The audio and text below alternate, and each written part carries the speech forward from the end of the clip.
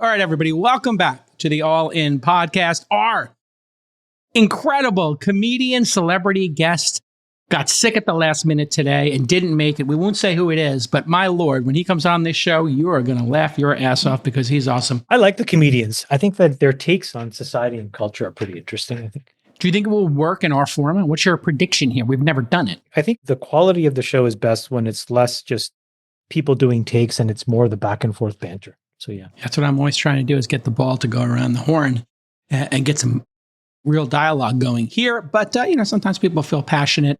With me again this week on the All In Podcast, David Friedberg and Chamath Palihapitiya. My name is Jason Calacanis. You can follow me on x.com/Jason. He's at Chamath and he's at Friedberg. Why can't I make fun of you in the replies on Twitter anymore? Oh, because it's a very good question. To reply to you? No, what I did was my replies were so many MAGA lunatics and crypto scams that I had no choice but to I had to do something because I would have 500 replies to every single one. And I put it on subscription.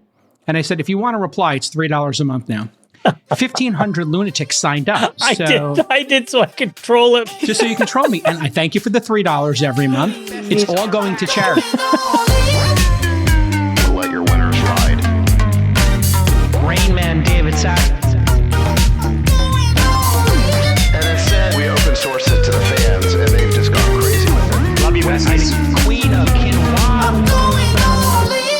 You want me to intro the show or get some warm-up banter about Jeopardy, or do you want to go right into Epstein? The letter from Pam to Cash is crazy. Dear Director Patel, before you came into office, I requested the full and complete files related to Jeffrey Epstein. In response to this request, I received approximately 200 pages of documents. Late yesterday, I learned from a source that the FBI field office in New York was in possession of thousands of pages of documents related to the investigation and indictment of Epstein. Despite my repeated requests, the FBI never disclosed the existence of these files. When you and I spoke yesterday, you were just as surprised as I was to learn this new information. By 8 a.m. tomorrow, February 28th, the FBI will deliver the full and complete Epstein files to my office, regardless of how such information was obtained. There will be no withholding or limitations to my or your access. My question to you guys is, do you think that this is much ado about nothing, and then that the FBI needs to have the discretion to be able to say no? Or do you think this is one of these things where you're not allowed to do what they're doing? I think it's above my pay grade. I don't know the law of FBI investigations. And then what if they investigated a bunch of people they were not guilty and then they were in the files? Maybe they need to look at them before they do a document dump. Maybe there's informants in there. I'm trying to think of what happened with the whistleblower papers from this says something different. This doesn't say, Snowden. Let's negotiate what we should release together so that we protect people. This says, we're just going to lie to you. We're going to lie to you and tell you that, here's this. That's her side to the story. Maybe they have another side. Maybe the FBI has a different side. We'd have to hear from them, right? Is this just people are intrigued by the gossip angle of it? Or is it because they want to prosecute people for hurting people? Or is it because they want to cancel people and this is a nice opportunity to cancel? What's the... I think it's an interesting question because this thing's been going on for 20 years. I think this actually has more to do with conspiracy theories and now the deep state. Is there a deep state cover-up is the question. I think the question is, if the chain of command requests something, are you allowed to withhold it? Because you decide in your own judgment that the person above you doesn't deserve to know it. I think that's an important question. Yeah, the thing about the FBI is the FBI can withhold information from the president, from other folks. If there's an ongoing investigation, sources are secret and they would be in jeopardy, and national security concerns. I'm reading here. So I'm very excited to see these next 2 days unfold. Listen, it's a breaking news story. We'll have more to say about it next week when we get the facts. All right. It has been an amazing 24 hours for my guy, David Friedberg. I am so proud of you. If people don't know, David Friedberg was on, Celebrity Jeopardy this week, and he had a great performance. Jeopardy. You can't say that. I can't say it. You're right. Bleep it out. Bleep it out. Yeah. So you were on Celebrity, quote unquote, Jeopardy. Right. Shows you how much of a bar there is. The bar was pretty low. They're Pretty low. now inviting podcasters, apparently. But Yeah. Jeopardy's watched by like 10 million people every episode, right? Yeah, they have like a huge audience on regular Jeopardy. I think it's like 9 million a night or something, or 7 to 9 million a night. Yeah. But I think Celebrity Jeopardy, because it's like later, it's got a smaller audience, but it's still like a couple million people watch this thing, which is crazy. So you were on, and for the last 4 or 5 months, we've all had to like bite our tongues, and you've been in a full scale, I don't want to say panic, but you've been hand wringing about your performance. And spoiler alert, Friedberg won. Not only did he win, he f***ing crushed it. I was like watching this. This was like better than watching the World Series of Poker or a Knicks Warriors game for me. Here is my favorite moment, the all-in call. As a tribute, he gets the daily double and... I'm going to go all in, Ken. Oh, okay. How dare you? 12,800 for Dave, but you have to be correct in African geography. Known for its snows, this Tanzanian peak is both Africa's highest and the world's tallest freestanding mountain. What is Mount Kilimanjaro? That is correct. 12,800 now. What did you think of that moment, Shimon? He goes all in, and these people, they think that they're going to get Friedberg by giving him a question about Africa, not knowing that he's African-American. Honestly, like a 6-year-old. You guys want to hear something crazy? A 6-year-old should know that category, no? Okay, so that category, African geography, I was at dinner the night before with our friend Xander and his wife. Uh-huh. And we started talking about their son was taking a quiz on African geography, and they started giving me all the questions. And we were actually quizzing at dinner the night before on African geography. It was like a Slumdog Millionaire moment. And I was like, in my head, I'm like, there's no way that's real, that actually happened. We literally were just talking about African geography at dinner the night before. And I'm like, the judges had to have been listening or something. But you were nervous. You talked about being nervous. And your techniques, our friend Jason Kuhn, we actually are lucky enough to play with one serious professional poker player in our game. Jason Kuhn comes to the game, and he coached you a bit. What was his advice to you? Well, I was a little wound up because I've watched Jeopardy my whole, like, since I was a kid, right? I mean, I don't watch it regularly, but like a couple months ago, I was kind of watching the show. I kind of reached out and was like, hey, do you guys know anyone on the show? And that's how I got like hooked up. So, and I'm like, wait, I'm really going on? That's awesome. Okay.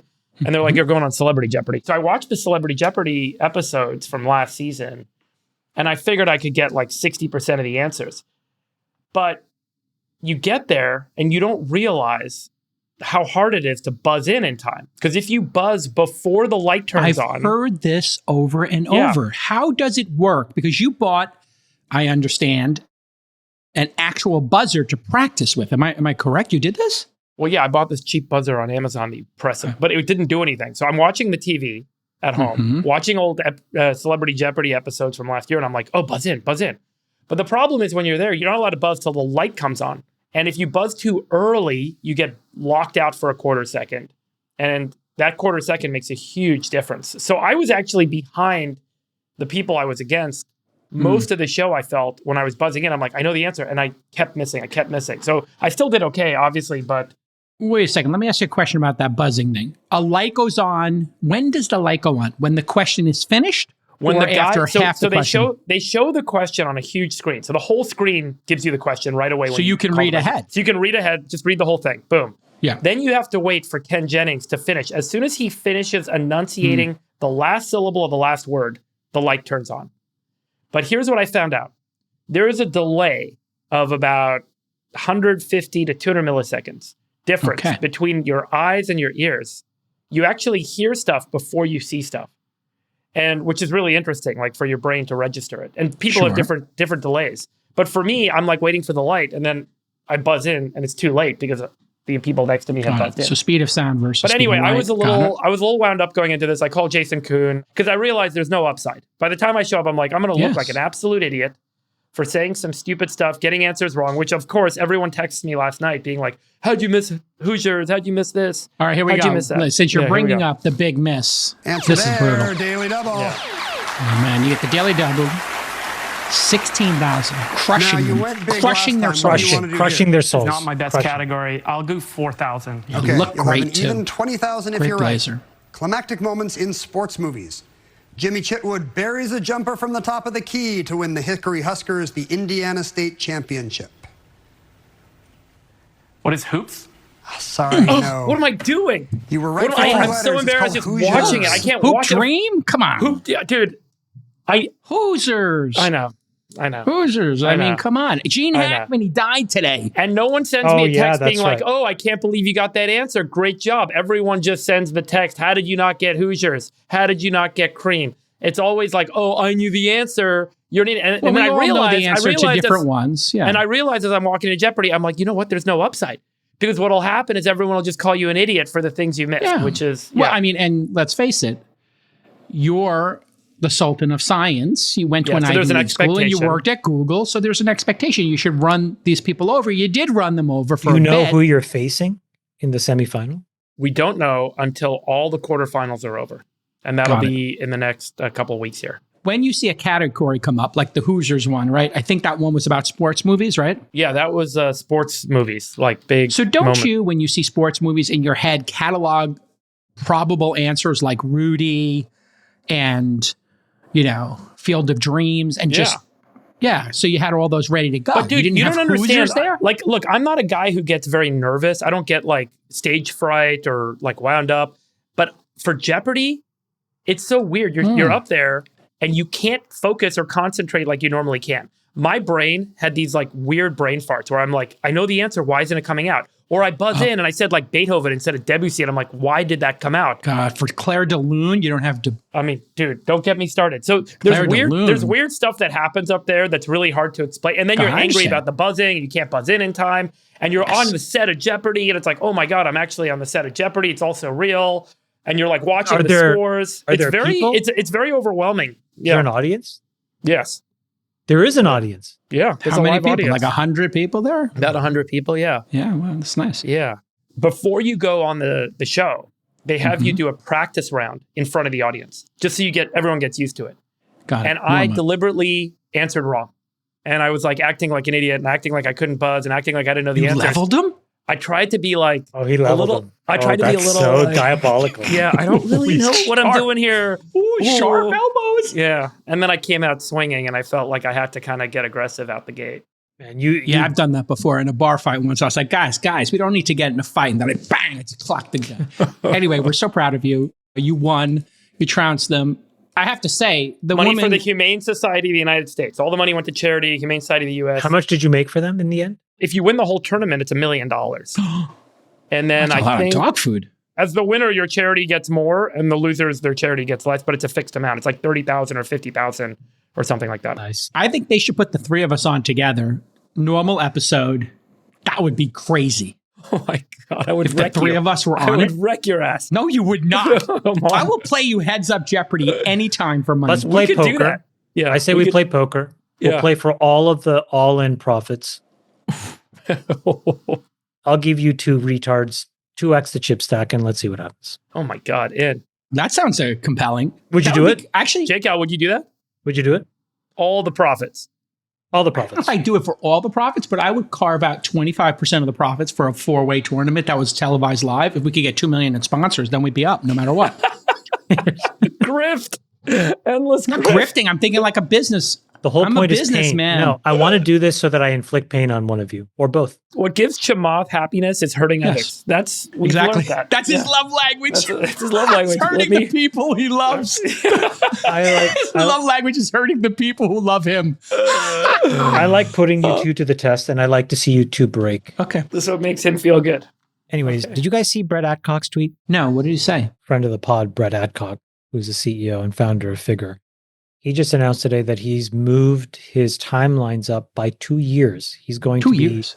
beta testing robots in the home by the middle to end of this year. That's crazy. Crazy. Crazy. I Are you an mean, investor in his company? I don't talk about my investments.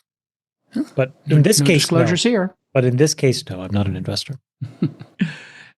So we're not talking a book here. I do think Optimus and this Figure and the other, this is about a dozen of these doing incredibly, If they can make these for what, Chamath, 20 grand, when do you think it becomes something a middle class household, dual income household would buy one of these?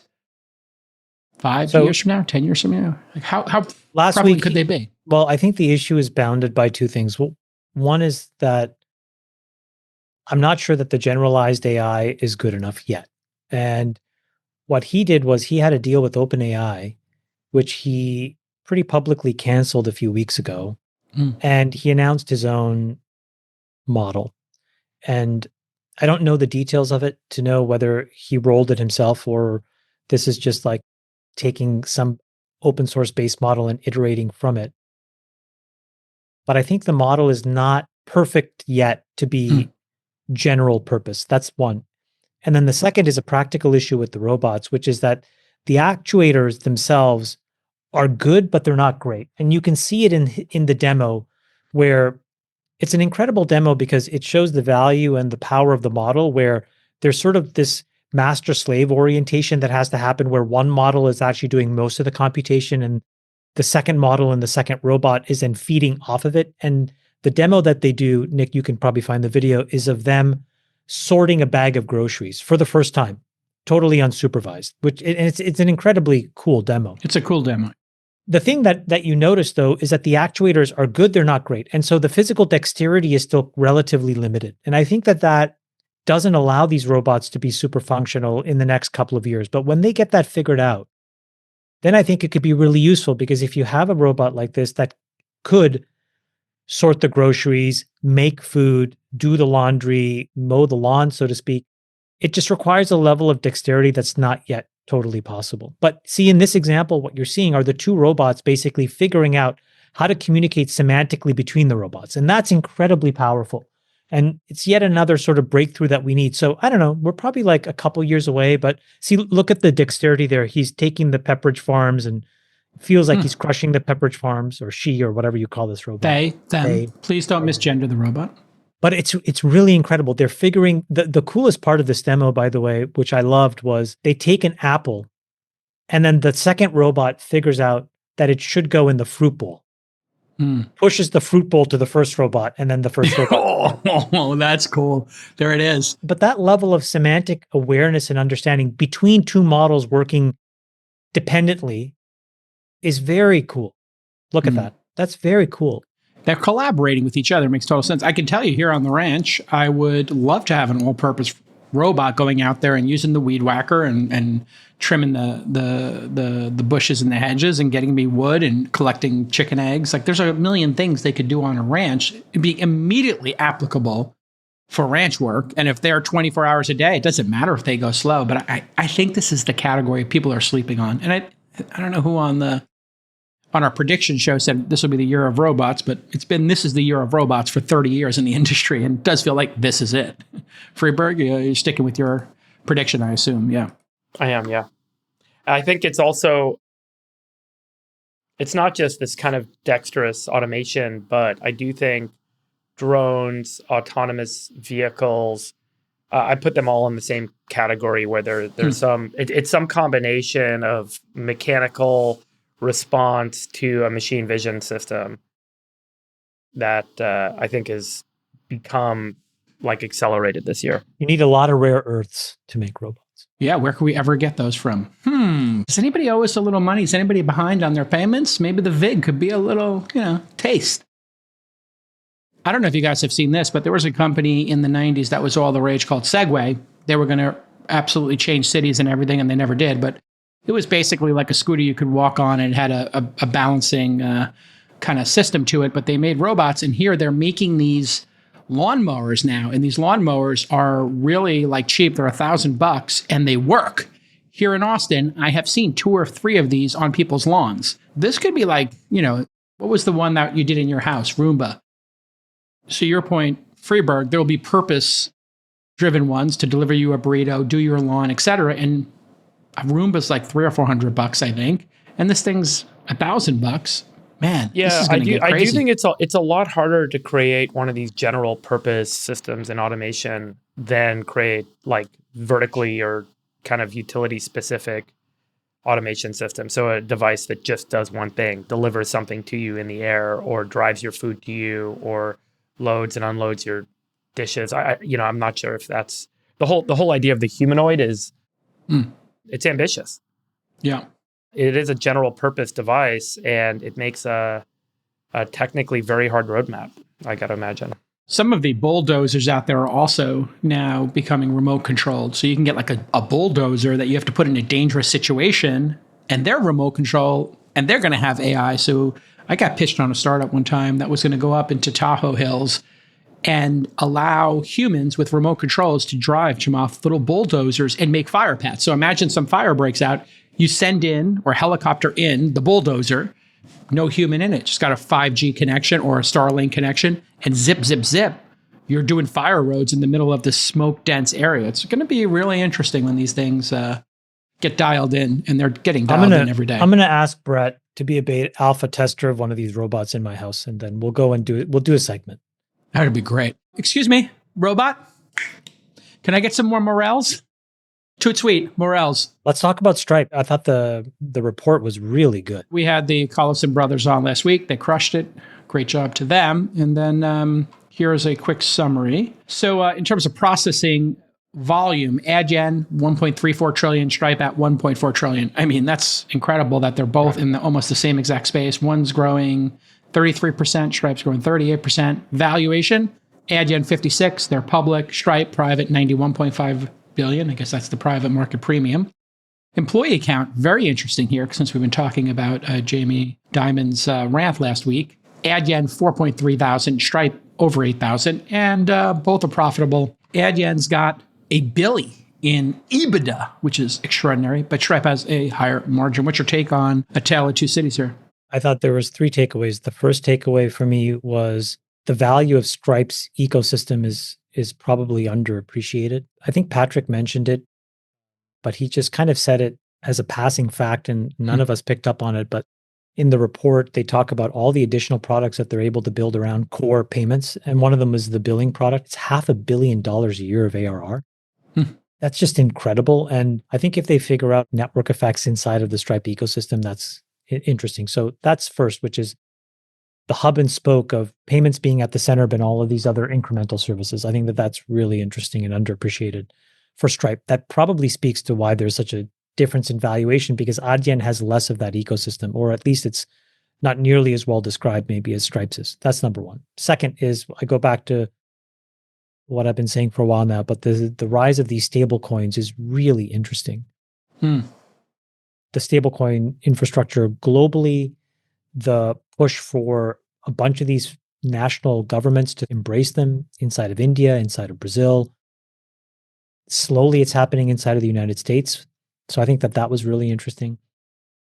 And then the third takeaway, Nick, I sent you this tweet, was just the nature of the AI ecosystem relative to the rest of SaaS. And what this was from Stripe's report, which showed the time to get to 5 million of annualized revenue. And the average SaaS company took 37 months. And by 2024, the top 100 AI companies got there in 24 months. I mean, that's efficiency in the market, right? I mean, that's why we're all looking at AI saying we could see a lot of our economic issues come from growth, and the growth is very clear. You can do more with less, and you can generate more revenue with AI. So it's pretty clear, the trend. Yeah, Chamath? I think it's really clear. I mean, I can give you a little factoid from 8090. We got to 5 million of revenue in 3 months. Really crazy. Couple of whales in there, yeah. A couple of big ones. Yeah. And so it's just a very different selling motion than I've historically seen, where the ROI is just so obvious in terms of the efficiency that it creates and the cost savings you can generate relative to traditional enterprise software. It's a more straightforward sale. The ROI is clearer. The revenue is bigger. It happens faster. Yeah. So there's also, I don't know if you're seeing it, but there's a sense of urgency in the market right now. People feel like they have to adopt this new technology fast because there's competition. because the gains are so clear, because in a slowing economy, this is maybe a way to accelerate revenue? I'll be honest with you, at least with our 80, 90 customers, I haven't seen that yet. We're in, I don't know, 8 or 9 segments of the economy, big segments of the economy. It's more still about the frustration that they have with what I would call the software industrial complex. There's a big, and you can see it with what's happening to Salesforce and other big companies, is that these renewal cycles are getting harder and harder to justify. And so people are willing to take some bets and see if there are different ways in dealing with this problem.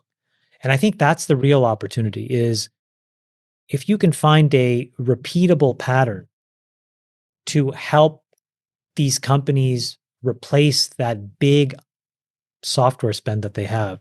Yeah. That scales really quickly. And the only way to do that really is using AI in 2 ways. AI inside the machinery of what you're using yourself to make the things, right? So those are things like Cursor and whatnot to just fully accelerate. And then AI within some very specific products that the customers actually need that also create efficiency. So there's 2 different places. But the problem with using it in both of these 2 different places is in the first one, you can manage the errors. It's very straightforward. At the end of the day, code either compiles or it doesn't. So even if you're using something like Cursor, which is an incredible product, there are no errors at the end of it because the thing actually works or it doesn't. The problem is actually when you use these models in actual work. And if you're in a regulated environment, particularly, it gets very complicated, because if you generate a hallucination in a healthcare business and it causes a patient record to be incorrect, there are huge consequences there. And that we haven't solved yet. That exists in regulated finance. It exists when you're dealing with real estate and construction. It exists when you're dealing with power. It exists in aerospace, right? Imagine if an LLM helps you design a plane better. But if there's a tolerance error and that's not well understood, that could have horrific consequences downstream. So we're working with all these people to try to figure it out. It's a very difficult technical challenge, but I just thought the Stripe data was really interesting because it validates what we're seeing, which is the growth in this industry it's not like anything I've ever seen before. Back to the stable coins. Here's a look at Tether. They're at $143 billion in tethers out there. Who knows what's reality there? They've got a little bit of a shaky history. And then USDC, Jeremy Allaire's, is at 56 billion already, and that's only been in existence since really in earnest 2021. I do think Stripe's main business could be, if we're sitting here in 5 years, Chamath, could be sitting on $300 billion and getting whatever it is, 3, 4, 5% on some coupon, right? They could be making $10, $20 billion in pure profit if they have a stable coin out there that gets widely adopted. Yeah, and I think the best way for Stripe to actually do this is just to build it and to actually facilitate payments between existing Stripe customers. Because again, it's sort of what I said last week. These are all ultimately ledger entries. And I think that the more that you can commoditize these things to be a simple ledger entry inside of 2 systems of record at 2 companies, that's a much better product feature. I think Stripe has the scale to do that now. And to your point, they could have an enormous stablecoin business. At the same time, they're probably better off just embracing what's already been built. It may be disruptive to try to launch yet another one. I don't know. They bought that other company, so I got to think they'll launch their own. But Bridge is the facilitation layer. It's the rails, yeah. But I mean, I think, this is where brand comes in. If you have a trusted brand amongst developers and there's 3 choices, are they going to take Tether, which people go, maybe it's a little sorted, it's offshore, I got some challenges there. Am I going to use USDC? Okay, I haven't heard of it, but okay, yeah, they sound interesting. Oh, I'm going to use Stripe. I'm going to go right to Stripe. It's kind of like the IBM, or Microsoft of payments. Right? Nobody gets fired for picking Stripe, I would say. So not anymore. Not anymore. All right, let's go through the market update here. A lot of people are trying to figure out, are we going to have a market collapse, a boom? Let's just look at some of the numbers and have a first principle discussion here. S&P up almost 2% so far this year. NASDAQ 100 flat, Dow up 3%. So pretty good start to the year in those index numbers. But if you look at the Mag 7, some of them have had some serious compression. Tesla down 27%. I do think that they had a big Trump Elon spike. Google down 10%, Amazon 9%, Microsoft about 8%, Meta, Apple, Nvidia were up to varying degrees. And then coming into our taping this week, Bitcoin down 15% over the last month. That too got the Trump bump. And then adding to all this confusion, unemployment is still at historic lows. We're at close to 4%. And if you look at the deportations that were promised, they've been modest to start. Obviously, they're just getting started. They need some money to deport folks, but they've only been deporting 500 people to 1,000 a day. And we haven't heard many numbers about the last couple of weeks as Doge has been sort of the center of attention. So, they'd have to get to 2,000 or 3,000 people a day to have low millions, let's say, Chamath, 2 or 3 million people deported for it to have any impact on unemployment. Finally, Act 3, and then we'll get everybody's feedback on this. CPI up 3% year over year. We had dipped down to that nice 2% handle, and now it's back a little bit. If you remember, in September, it bottomed out around 2.4% just in time for the election. It's interesting how that happened. That same month, the Fed cut 50 bips, then it cut another 25 in December, and since inflation's been growing modestly but steadily, not insignificantly. So put it all together, Chamath, and what do you think? And then Friedberg, we'll go to you.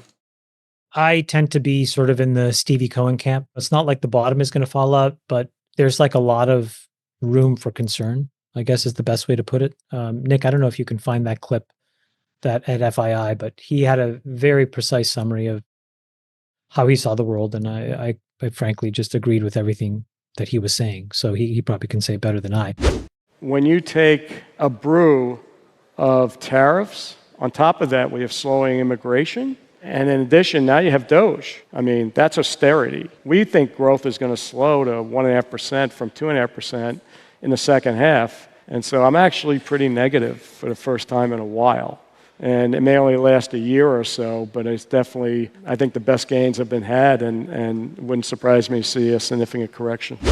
I think a couple of very specific thoughts. The first is that you're starting to see this compression of the Mag 7 towards everybody else. So this is the forward PE of these guys. And so what you're starting to see is everybody else starting to capture back some of the ground. People are processing what the real upside of the Mag 7 is. Now, if you go to the other chart, what this starts to show you, though, is that Mag 7 is really priced to perfection. And so you have to believe that the world kind of stays the way that it is. Otherwise, you're going to have some amount of mean reversion. So I think the stock market on the margin is a little expensive and not particularly that attractive. Second, the bond market has basically said, okay, we are going to give you credit that Doge is going to work and that tariffs are going to work. So we've had some pretty meaningful compression in the 10-year, which I think is really interesting. I think it's very good for Besant and for Trump. And I think I've mentioned this before, but we got to go in and, refinance $10 trillion in the next 6 months. So you could see this thing maybe even get under 4% if we get a good string of data. The real problem, I think, though, is that if you look back and say, what does this look like? The example that I would give you guys is in 2010 in the United Kingdom, the deficit as a percentage of GDP was 10%. And the UK government embarked on a multi-year austerity plan. And they said, we're going to get the deficit as a percentage of GDP back in line. And ultimately, by 2016, it got to 3%, which is where we are trying to get to. And right now, we're a little bit under 7%. We're trying to get it to 3%. So it's interesting to ask what happened. And there, the bond market gave the UK government a ton of credit. So they kept rates relatively low and they brought them back from where they were. That seems like what's happening here. Yeah. The stock market kind of went sideways to a little bit down. Let's see what happens here. But the real big thing is in the UK, all of this created tremendous dissatisfaction and you had Brexit. So I think the question that I have is, if we go through a prolonged austerity program and the frustration amongst the American populace builds, what's the release valve? There, the release valve was voting to leave the EU. here it's not obvious to me what a release electing valve is. Trump was step one, and I don't know if there's something even more populist than Trump. No, I think he is the mechanism of implementing the austerity. I think people want this austerity. Just the question is, what happens when the actual byproducts of that austerity are felt by people for 6 or 7 years? I don't know what the answer is. Certainly people are in favor of Doge and downsizing the government more than I think anybody anticipated. The statistics are showing and the polls are showing Friedberg that it's incredibly popular. When you look at this, I don't want to say conflicting, but it's a lot of different conflicting data here as to what's going on. What do you see in the numbers here? And what does your instinct tell you? Because part of this, I think, is getting used to Trump again, right? Like, he says a lot of stuff. Some of them are scary. Some of them are just trolling and everything in between. So what are your thoughts here? Are markets just adjusting to the new team back in town? The big question in the Trump actions is around tariffs versus the tax cuts that are being proposed versus the spending cuts. Those are kind of the three levers. And there's a very serious sensitivity to the economic outlook for growth and inflation as a function of how far each of those three levers are pulled and how they relate to each other. Is Trump actually going to pull forward the cuts that he has talked about or that Elon's talked about? How real is that? There's a whole spectrum of opinions on that right now. On one end, you're looking at the House and the Senate reconciliation process for the budget proposals that they've put forth, and you're going to scratch your head and be like, are we really cutting enough relative to what the economists and others are telling us we need to do? Meanwhile, you've got Elon and Trump saying, hey, we're cutting, we're saving, we're going to get to $1 trillion a year, but that's not showing up necessarily in the budget. Is it showing up in the actions out of Doge, TBD? So there's a whole spectrum of opinions on the cuts. On the tariff side, there's a spectrum of like how far these tariffs going to go. You know, the United States, up until 18 something, was entirely tariff driven in our federal government's revenue. And it was a way of being kind of protectionary to the industry here. And then over time, the tariffs rates came down and down and down as we introduced an income tax, which started, I think, at 3% right after the Civil War and went to 5% for high income earners. And then obviously in the 20th century, that's totally flipped. Now we have like no tariffs and a 50% income tax for the highest bracket. So can we actually revert back to a tariff-driven income model for the federal government? And what is the economic effect on growth for corporate America in that world where taxes get cut for the companies and for individuals, but we make all of our money from global trade? Does the increased cost of global trade hurt companies more than the benefit of paying lower taxes? That's the big economic argument that's underway right now. And it's funny, it kind of seems to fall along political lines, believe it or not, much like everything else. You know, like economists that are Democratic aligned are Democrat what's my aligned. party doing? I agree with that. Yeah. Yeah, exactly. And so the Democrat aligned economists will say the tariffs don't make sense. They reduce economic growth. They have a negative effect. We shouldn't be doing that. And then the Republican aligned economists are saying the tax cuts will more than make up for the reduction from the tariffs. And that's the big unknown right now. So I would say that the spending cuts, wide spectrum, the income tax cuts, big spectrum on what's actually going to get done here. And then the tariffs, big spectrum on how far this is going to go. Yeah. And so those three things, you've got like three very wide ranges of things that all interplay that ultimately determine inflation, economic growth, government deficits over the next decade. And we don't really have a clear picture yet of how those three things interplay. And they're all being hotly debated. And by the way, there's high variability. They're changing day to day. Every day, Trump's like this tariff, that tariff. Yesterday, there's a whole bunch of confusion on tariffs. Today, there's a whole bunch of like discussion on how far the tax cut extension is going to go in the reconciliation process, and on and on and on. So TBD. I encourage people to use my 72-hour rule and look at what happens 72 hours after Trump says something spicy, because a lot of times he says a lot of things, and you got to wait. Well, it's not just Trump. For it to land. Like, yeah, but the House and the Senate, they both put forward their budgets, right? And now they go through this reconciliation process. And there's a lot in there that leaves a lot to be desired. If you're an absolute fiscal conservative and you're trying to get us to 3% deficit as a percent of GDP, you're like, wait a second, does this do enough? And the tax cuts are 4.5 trillion over 10 years. So, it's approximately 450 billion a year. If you're trying to catch up, how are we doing tax cuts? But J-Cal, remember, you can't make those statements as fact because a lot of those over 10-year projections are projections based on someone's estimate of the economic effect of the tax cuts.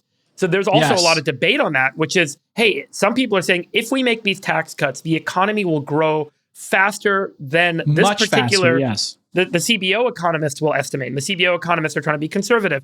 So there's a whole lot of debate going on right now on like, how much is this really going to cost? And people are like, oh my God, Trump is talking about raising our deficit so much over the next decade. But then there's a different point of view, which is, wait a second, if you assume that the economy will grow because of these cuts, then that's actually not true. And then there's all these wild cards around the golden visa card. Yeah, we're about to get to that. Yeah. Are the tariffs going to be $1 trillion a year? Are they going to be $2 trillion of revenue? Or no none. one really knows. And it's just a negotiating position. Or just a negotiation. So no one knows. Yeah. No one knows. So that's my, I think, main point is this administration is all over the place. And the cuts are great. But Chamath's right. The bond market tells you a lot. The fact that the 10-year has the 10-year was peaked at 5% 2 weeks before the election. And then it peaked again the second week of January at 4.78%. Now it's down to 4.26% today. So it's come down by a full half a point in the last month, which tells you a lot about the expectations on inflation and growth over the next decade. And it's actually a reasonable sign that we don't think there's going to be rampant inflation over the next decade based on some of the policy decisions and actions that are being taken by this administration. So I would say there's some indication that if you were to kind of try and decode the enigma of the three things that we talked about are going on, it's generally kind of deflationary to some extent, or it's not inflationary. Are you optimistic? Just net, Dave? You're optimistic about this next 4-year period or not? I'm honestly pretty uncertain, and I'm pretty unhappy with both the Senate and the House budgets, personally. I don't think too that there's fat, too many cuts. Yeah, I don't think there's enough action in there. I don't think that, and it's weird because you hear Elon talking to all the members of the cabinet, and he's pretty clear cut. Hey, we've got to save. This government is in a debt spiral. We have to fix this problem, yada, yada. And then it's sort of like business as usual, which, like YOLO. I said, when we were in Senate. DC, that was exactly my observation. For every senator, representative, member of Congress that we met with or that I talked to at a cocktail party, it was the same bullshit. It was like, I got to get this for my people. That's the goal.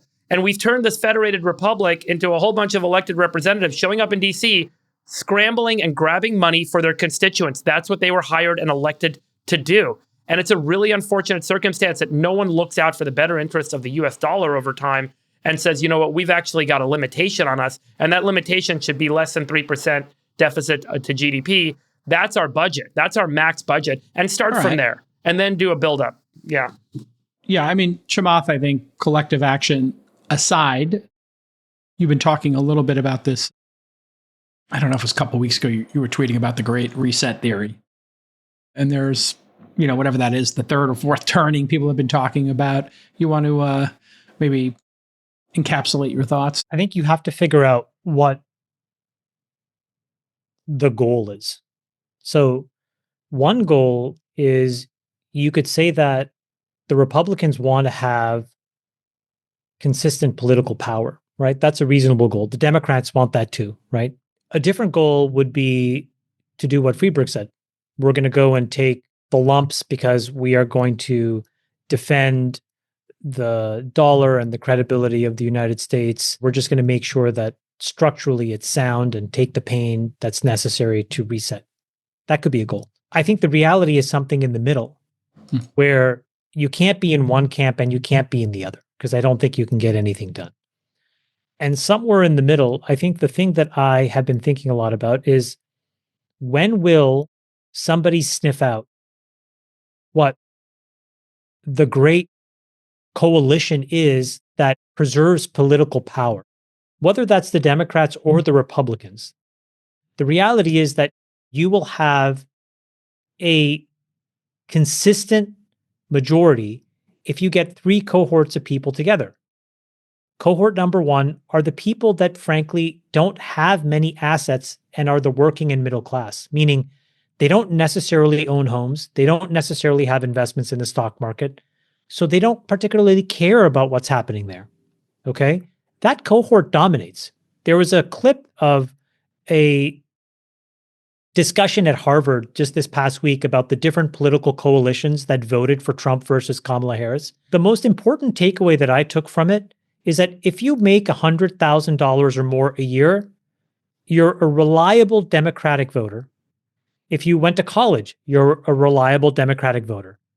Everything else is a reliable Republican voter. But the thing to remember is that bucket of everything else is growing faster than that first bucket. So you have this coalition of the asset light, working and middle class, and then you have other people, patriotic business people and patriotic business owners and technology people that care about innovation that MAGA has been able to corral into a coalition. My point is, if that is the consistent, reliable thing that cements political power multiple elections from now, and we've seen this before in the past where Republicans can go on a 3-term run or, a 4-term run, Democrats have as well in the past, it is bad news for the stock market and it is bad news for asset owners because it doesn't reward the constituents. Back to Friedberg's point. So if you are going to feed your constituents and your constituents don't own stocks and your constituents don't own homes, or they are so wealthy that they can be inoculated from a massive drawdown in those asset categories, what do you think the winning strategy is? That is my rough working version of what our version of Brexit is, right? So if you have many, many years of austerity, what does it really result in? I think if you want to cement political power, I think it requires a walking down of these asset markets in a meaningful way. That's stocks and that's real estate. And I just don't see any other way around it. Fascinating. The good news is, I think, from my perspective is... But by the way, sorry, last thing I would say, that's a total theory and I could change my mind as I get more data, but I'm just saying I'm just trying to work through the possibilities, and in the distribution of outcomes, that's sort of where my head's at right now. I think it's like a good mental model because politicians want to stay in power. How do they stay in power? The populace has to want to continue to back, and they have to understand what backing strategies that reward asset owners when asset owners are a shrinking minority is not a good idea. Well, there's 60% of the country own assets, but 80% of those assets are in the top 10%. So it is definitely weighted heavily. People do have some, I guess, through their 401ks in some cases. And 60% of people own a home, 61%. But I think it's a good framework. The good news is if you look at every time we have a great technological revolution, whether it was the iPhone or the internet, now AI, that tends to make the most impact on the economy. And so based on what I'm seeing on the streets, entrepreneurship is on fire right now. No, but that's not true. I think you're confusing that with how certain people, everybody has an iPhone, that's true, but you're the one that's talked a lot about this a lot. It hasn't lifted average hourly earnings that much. In fact, we've had massive wage suppression. It has rewarded the employees and the stockholders of Apple or Google or Meta, but that's not everybody. Well, I'm talking more about, yes, you're correct. It does polarize the win in Apple shareholders, right? In the case of the iPhone, or Google in the case of the internet, but it does make the entire populace more efficient and the United States more efficient since we led both of those revolutions. I don't think it does. I think it benefits supremely a small cohort of people. That's why the denominator goes up. But does it affect individual people in measurable ways on a broad-based basis? I think that's been statistically proven as not to be true. That's why we have the populism we have today. It's disproportionately rewarded equity holders. That's obvious. And wage earners, have not had the same escalation. But I'm talking about the United States and our place in the world and our economy when compared to other countries. So I still think if we lead AI, we will still have the best standard of living, the best overall economy in the world. But I love what do you guys think about the golden visa? I love that, the golden visa. Well, this is incredible because I literally tweeted 6 months ago, we should just sell citizenship for $500,000 a pop. And he added a zero. I'll give you a prediction. I will predict that within the next few months after this gets announced, you are going to hear about founders taking $5 million of secondary in a round to make sure that if they are non-Americans to get their visas. 100%. Hey, check out this prediction, Nick. We now have a poly market to trade. How many gold cards Oh. will Trump sell in Ooh, 2025? in poly market? Oh, In it's poly a free. market. Well done. So I think what is the bet? Well, so you either can have 0, Okay. you can have 1 to 100, 100 to 1,000. Here's the different levels: 1,000 to 2,500, 2,500 to 5,000. So you can basically buy the level that you think. There's an 8% probability right now in poly market that by the end of 2025 there will be 0 of these golden visas sold. Okay. 25% chance of 1 to 100, 17% chance of 100 to 1,000, and so on. The most probable level is actually 2,500 to 5,000, which is sitting at 29% probability right now. Yeah, I'm taking the way over. So what do you think? This is by the end of 25, J. Cal. So you got to get. They basically have to get the program. So they still have to get this done. They got to get the program up and running. Okay, I understand. And then people buy the. So it's by the end of 25 is the. Okay, the so wager. people are really just betting when can he get the first one done, and then how many does he get done? Yeah. I know. I'm going to take the top 2. I think I might take 5,000 and above here. Will you put real money on that? You should do that. Oh, you can't trade poly it's not market. available to Americans, but if there was a way to do it, I might do it. Well, this is not unprecedented, by the way. There is something called the EB5, which I talked about before on this show, where non-citizens can invest a bunch of money, but it's a bit of a scam. I got pitched on it. People said, "Oh, we can get you LPs for your fund. Here's how it works." They invest in some, fugazi real estate thing. You have to create 10 full-time jobs. So there's a bunch of scams going on about this EB5. Right. But I said, as your president, I'm going to sell these citizenships and get 100,000 people to do $500K each, right? And I said they would sell like Taylor Swift tickets. I got to tell you, I think out of the gate, Apple, Meta, Microsoft buy, 1 to 10,000 of these. So let's say you were able to buy these and you could swap them out. Like if somebody left and went back to their country, you could still use it. You still have the visa. These would become incredible for recruiting talent. If you got to get the CEO of a company over here and you can offer them that, you could buy their company. Is that how it's going to work, or is it going to be tied to a person, do you think? We got 2 different issues here. One is, could you swap these between another person? We don't know. The president could make it like that if they wanted to for corporations, to give them essentially what is a season pass that you could swap between users. Those things exist in the world as a concept. So he could decide to do that. The second piece is how valuable they are. Are they worth 5 million or are they worth $1 million? Which would sell the most? The way this is proposed by Trump and Lutnick is it's $5 million for basically a green card. You get permanent residence in the United States. You get to live here permanently. Yeah. They're getting rid of the EB5 program after this. That's their proposal. Exactly. And so here's the math. Let me ask you guys a question. Chamath, J. Cal. How many people in the world have a net worth above 100 million? Oh, above 100. Well, we know that there are like 4 or 5,000 billionaires is the estimate, I think, globally. So a centimillionaire. Well, I think that there's a lot of 50,000. There's a lot of hidden billionaires. So I would Russia and China, even in America. I would guess that there's at least 10 or 15,000 billionaires in the world. 100 millionaire. And so then as a centimillionaire, probably 50,000. That's what I said. 28,000, 40% of whom are in the US, which means there's 17,000. Who knows that number's real? Come on. Yeah, these numbers are all made up. So I you know how many Russian oligarchs have $100 million? A lot. Okay. So whatever fudge factor you want, 17,000 is the reported number of 100 millionaires outside the US. Do you think that that's the cutoff for people that would spend $5 million? And then what percent of them would buy a US green card for $5 million? Oh, I think people with 20 million who are overseas in Venezuela or the Middle East would spend 5 million on it. If it was a path to them becoming a US citizen, you amortize that over a lifetime, you could make twice as much money living here. So I think the numbers, like if you had $20 million, you would give 25% of your current net worth to get into the US, of course. You're going to buy a house here worth 10 million. And Donald Trump said that you would not have to pay any tax on foreign assets. Right. Easy peasy. It's a true green card. Yeah, that is a real green card. No. A real green card is what I had, which is your global income is taxed. That's true. So it's worse. Meaning the green card is worse than this. This is way better. So if I had to do it again and this was available to me, I'm just pointing out, I'm not sure I would have spent $5 million. I'm not sure there's 1 million buyers. I think there's probably 10,000 max buyers of this thing. Is my I'll take the over of 10. I wouldn't take the over of 1 million. I think you're right on the million number. Is that what did Trump say? He said there's a Pull million up the people poly who buy it? market, Nick. The most probable is 1 to 2,500. I think that's probably right. But you didn't ask That's the in total. year You one. ask in year one, and I Yeah. mean, So And it this- takes 6 months to get anything this done poll, in Washington. this poll is dumb.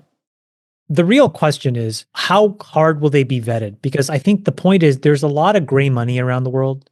So the question is, can you bring it into the light? Right? So Yum. how many, like, look, I know of many people in India, many, who are extremely wealthy in ways that we don't understand. And their wealth is literally like in cash, it's in gold.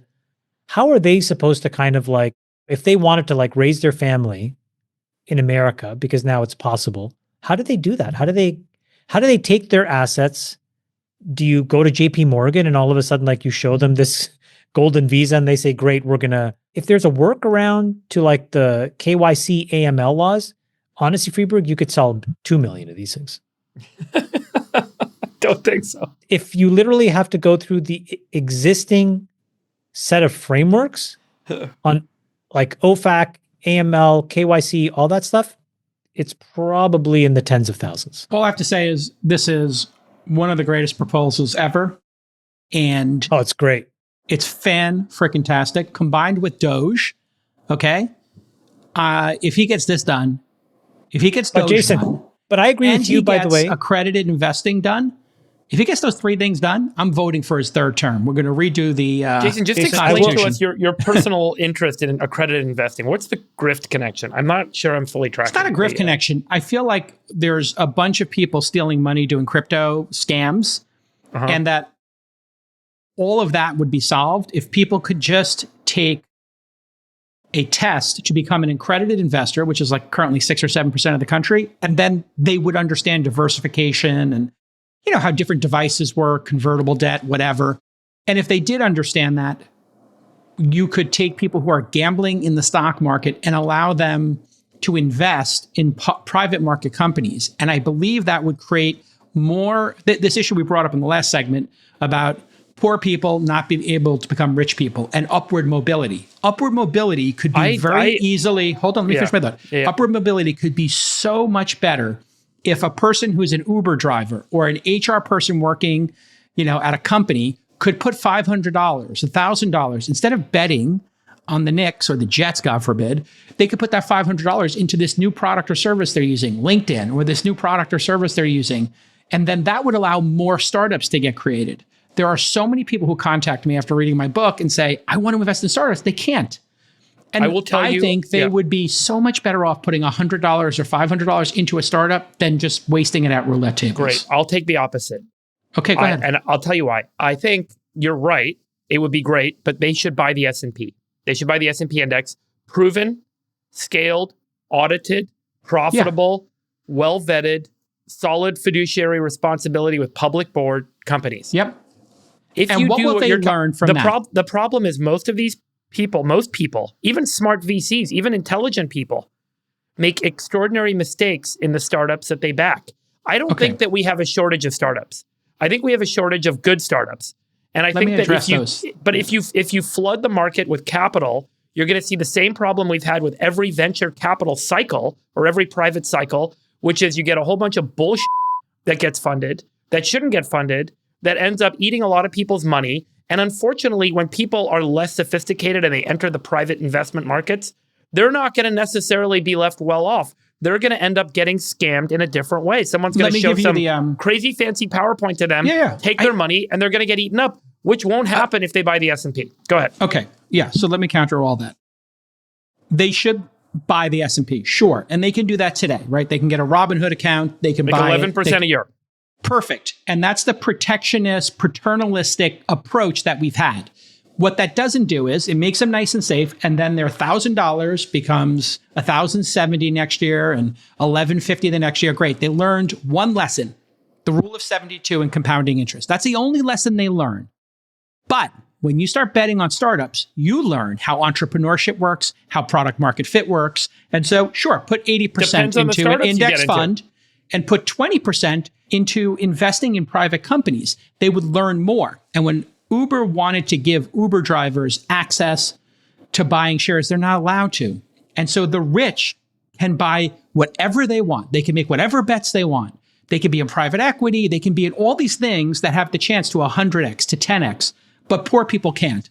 All I'm saying is if they're educated and they take a course, let them take a little bit of risk in an intelligent fashion and let them learn about entrepreneurship. I grew up blue collar and I didn't have exposure to how private company formation worked. I didn't understand any of this. I had to battle my way to learn all of it. If you had a course and people could go just as easily as they go to Prize Picks, which I bet on every Knicks game, and they could go just as easily to Prize Picks as they could go to Coinbase, as they could go to a private market company and invest, that would be better for upward mobility. So you're right. People are going to lose money, but they're going to learn. What do you think, Chamath? Settle the difference between the two of us. I think that both are true. I think that we're all much better off just owning indices, or at least that was true. I think the problem with these indices right now is those are not really well-balanced indices because the rules have changed. And the rules have changed because these companies have been smart enough to lobby folks like S&P, and S&P has allowed these thresholds to creep up. And so now when you're buying the S&P 500, you're not doing that anymore. You're buying the S&P 7, and then the rest in the 493 is, 60%. So if that's what you want, that's fine. So we'd have to fix the ETF market to make sure that there was a little bit more transparency and there was more balance. But these weighted indices are basically just the Mag 7. That's neither good nor bad. I'm just saying that's what it is. And so yeah, and I'm just saying it just creates the same problem. People think they're buying diversification because you're like, hey, go here and it's diversified, and it turns out it's not. Not even diversification, just like vetted, like mature real companies versus what I think will happen, which we've seen time and again with people that are not sophisticated or experienced when they first enter a new market, any market, is this process of adverse selection, which is you have predatory practices, predatory pitches that show up and say, invest in this, it's a great deal, this is the new thing. Most people aren't able to vet that thing, and they end up getting taken advantage of. And that's the problem. They're getting taken advantage of in every crypto thing right now. So I agree. all I'm arguing for is more education and a path for those people who want to do it to show 5 hours of education, 50 questions, that they have an above average, knowledge of how private companies work, just so they have the choice to do that. I think the balance that we will have to strike is there are a lot of people that are on the outside looking in with no assets. And then second, there are a lot of young people who want the high alpha opportunities like crypto represents. And so, Friedberg, it's easy for you to pull the ladder up from under you because you're already rich. But for people that are not rich, and if you went back to when you were poor, the question is, how would you have reacted if somebody above you basically said, I'm going to tell you what you can invest in? And would you have said, okay, that seems reasonable. I know you're looking out for me. No, and I think that's the question. I don't disagree with that. I think there's a reason we have securities regulations and securities laws that public companies have to follow, but private companies are more lax on. That's where there's this distinction. So I don't disagree. That's not what I'm saying. I'm saying now that you're rich, you want rules for everybody else. What I'm saying is, that's not true. Don't mischaracterize me, Chamath. That's not true at all. I'm obviously a free market guy. I don't give a shit. So why can't poor people invest in Uber? I'm not. I'm pointing out the consequence of what would happen. I'm not saying I disagree with the notion of letting anyone invest to you with your anything they want. Of private companies? I'm just telling you what I think is going to happen. Okay, what I'm asking you is, go back to when you were poor. How would you react? I would want to invest in everything. I'm not disagreeing with the notion. I'm pointing out what will happen, which is predatory assholes will show up and they'll rip people off. That's what happens in every one of these. And if you're educated, that's why the education component hits here. You'll learn something. Just like people are learning right now to not bet on the Jets ever. What do you think the solution is? People can lose their ass. They just need to know they're going to lose their ass. I'm just telling you, that's what's going to happen. And then you know what's going to happen next? Elizabeth Warren's going to get on TV and be like, hey, we got to fix this, put a bunch of regulations in place. Nobody cares what Pocahontas has to say. So that's how this goes. I'm pointing out, this is what happens in all these markets. Yeah, I agree with you. That is the cycle. But what I'm saying is, how do we fix it then? How do you allow people that don't have assets to have assets that work for them? How do we do that? As you guys know, we looked at the data. Even the best venture capital firms in Silicon Valley with the smartest, most sophisticated people investing in private assets were not able to beat the NASDAQ over the last 10 years. That's true. What I'm saying is, what you were saying before, I'm confused. What you were saying before is people should only be allowed to invest in the S&P 500. I didn't say that. That is what you said. That's not what I said. Exactly what you said. That is what you said. Okay, that is exactly what you said. I said, here's what's going to happen. I said, here's the consequence you're of this. predicting doom. Got it. Yeah. Here's the other possibility of what happens. eBay, Etsy, Airbnb, DoorDash say to the people who are part of their networks, for every 100 rides you do, we're going to give you $100 in shares. For every 100 nights you book, we're going to give you $1,000 in shares of Airbnb. And by the way, you can buy extra shares if you want to. And the government says you can spend up to 20% of your yearly income, average for the past 2 years, on investing in startups. And then some number of people who built those networks, whether it was Google's network or eBay's network or Uber's or DoorDash's or were part of Tesla, some number of those people are going to hit massive home runs and they're going to move from the bottom third to the middle third. And then some number of those people are going to say, you know what, I got really educated. I looked and I understood Tesla and I understood Uber. So now I'm going to bet on this AI self-driving company and I'm going to bet on this other company that makes robots and delivers, VTOLs. And the entire group of people in our United States is going to get more savvy about entrepreneurship and capital allocation. That's a good thing. I think what's going to happen is not much of anything. I think the rules are going to stay exactly where they are. In favor of the top 10%. Because I think this argument between the two of you is exactly the reason why it can never change. And I think that now again, so then what is the alternative? Maybe it comes back to what I said before, which is then the only alternative left is just to debase assets. And then if you debase assets and make them much cheaper, then there's less money theoretically to lose per quantum of investment. So maybe that's the right way to think about it. We got to get more people owning equities in this country. That's just high order bit, because if you feel like you have more agency in your life and you're just smarter and savvier, that's the American dream. And we've lost the American dream, to your point in the earlier segment, Chamath. Half the country doesn't feel like they can ever get into the top half. They don't feel like they'll ever be able to buy a second home or even a first. So you have this helplessness of one group of people who are like, I need a handout. And the other group of people are like, got any stock tips? Where are you making money? What can I place a bet on? We're sitting here at a rigged game. We all get to play in one casino and then everybody else gets to work in the casino. I just want the people who work in the casino to be able to place some bets and maybe become owners in businesses. Hey, I think talking about the US Postal Service is interesting. It turns out Trump is going to issue an executive order to dissolve the leadership of the USPS. And the Postal Service is going postal about this in some ways, not literally, but they're angry about it. And they want to absorb the agency into the executive branch. Just so you know, Post Office has been operating for 250 years. Trump plans to fire the governing board and place the agency under the control of Commerce. Lutnick. Commerce. And for context, U.S. Postal Service has lost $10 billion last year on $80 billion in revenue. They can't figure out how to just make a simple profit margin or even break even.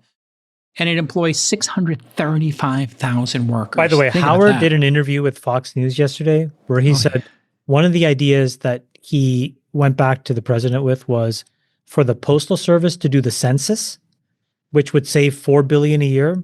Mm-hmm. Give him another idea, which is I think that non-farm payrolls and GDP, that data should be collected by USPS as well, because they touch every business.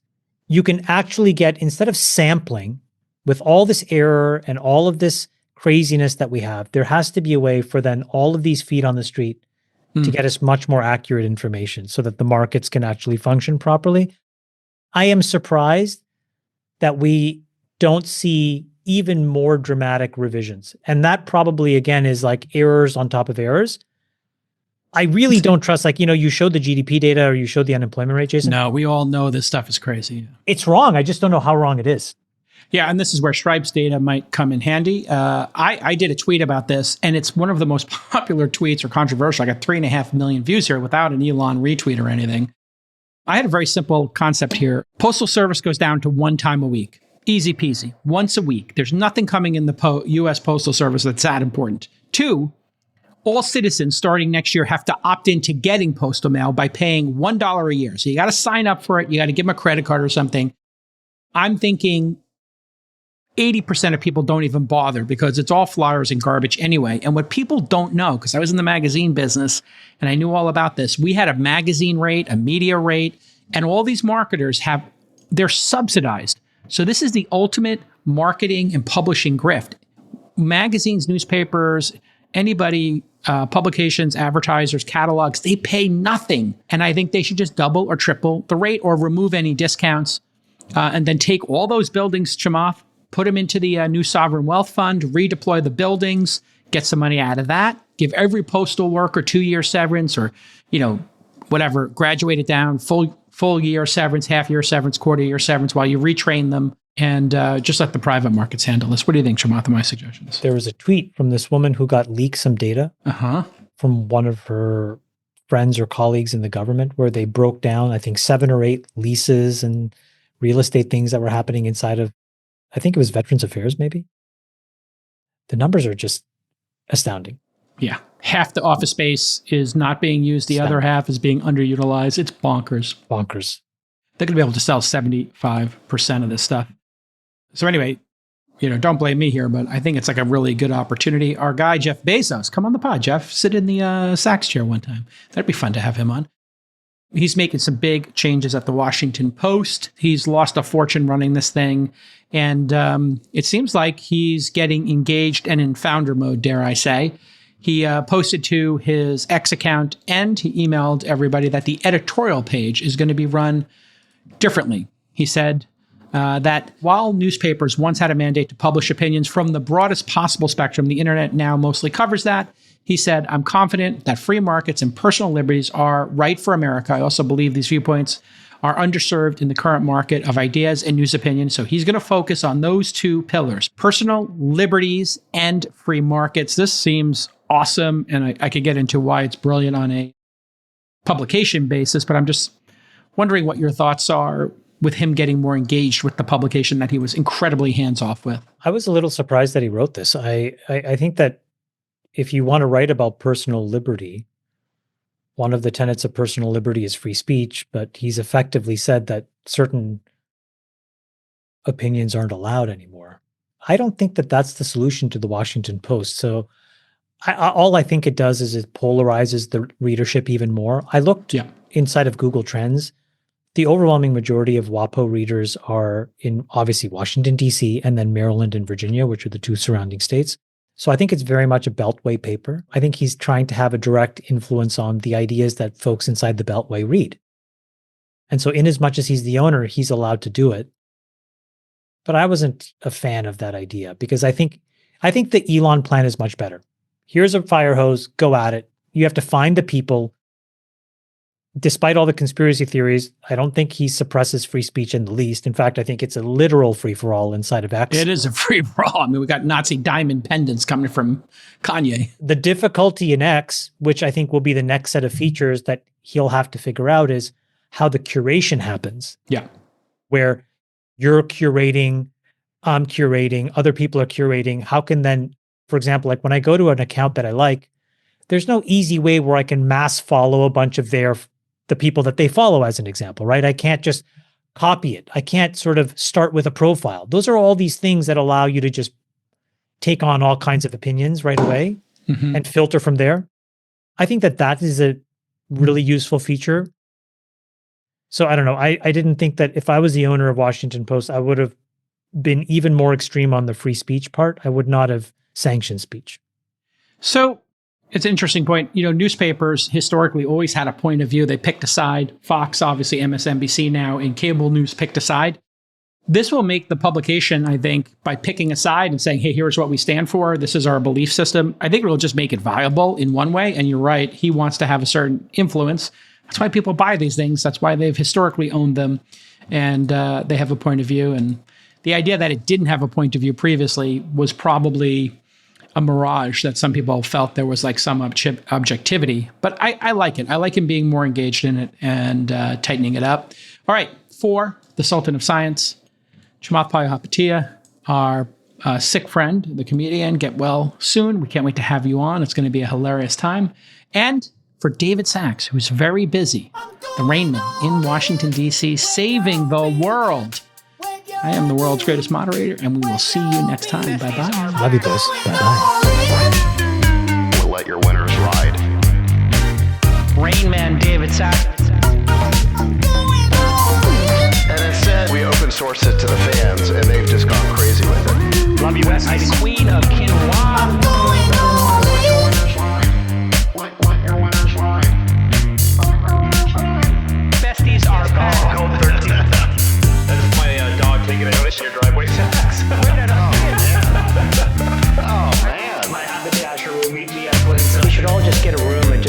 one big huge orgy because they're all just useless. It's like this sexual tension that they just need to release somehow. Wet your beak. Wet your beak. Your beak. That's gonna be good. We need to get merch. Besties are back.